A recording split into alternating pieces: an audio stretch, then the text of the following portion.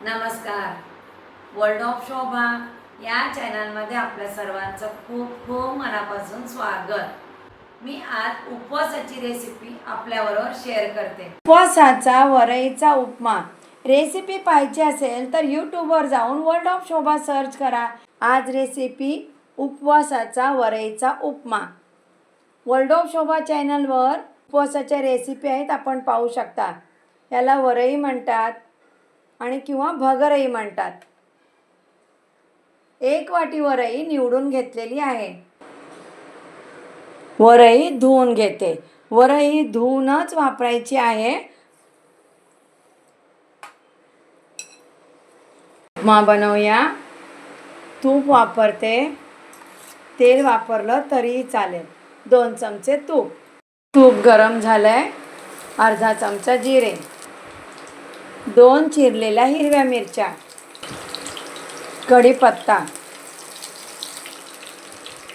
तुम्ही उपवासाला जिरं कढीपत्ता खात नसाल किंवा तुम्हाला मैत्रिणींना चालत नसेल तर स्किप करा. अर्धी वाटी शेंगदाणे. मी या पद्धतीने उपमा बनवते. तुम्ही कोणत्या पद्धतीने बनवता?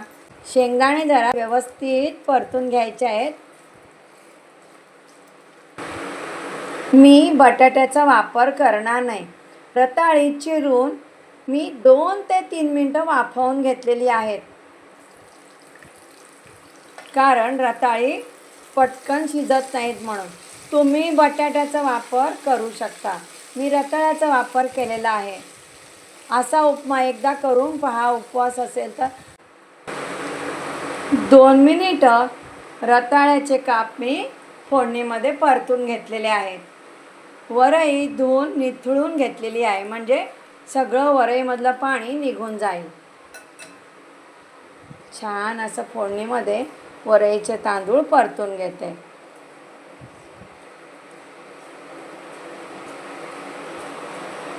आपण स्वयंपाकामध्ये बटाट्याचा वापर करतो, म्हणून मी आज रताळ्याचा वापर केलेला आहे. 3 ते 4 मिनिटं वरई व्यवस्थित मी तुपावर परतून घेतलेली आहे.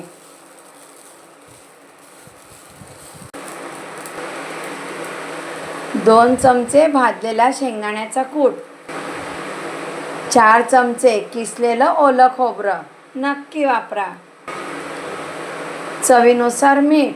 तुम्ही उपवासाचं मीठ वापरलं तरी चालेल. मिक्स करते.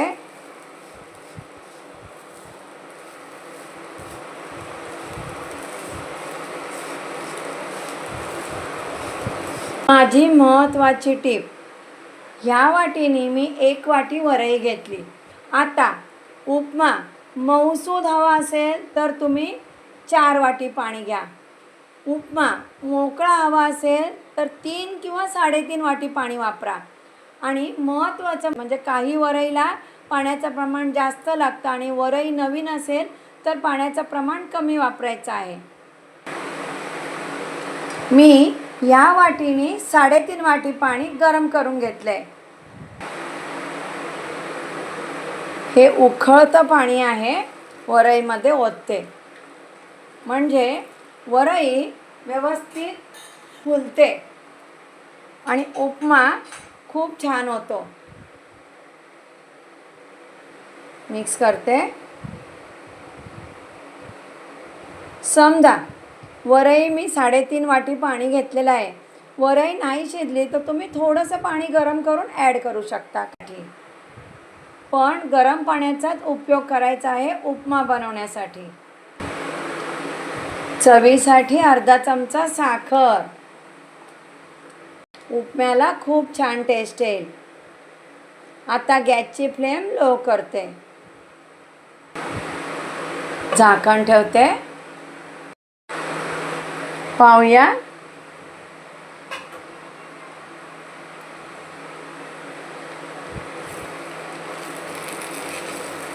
हा पण एकदा फिरवून घेते उपमा.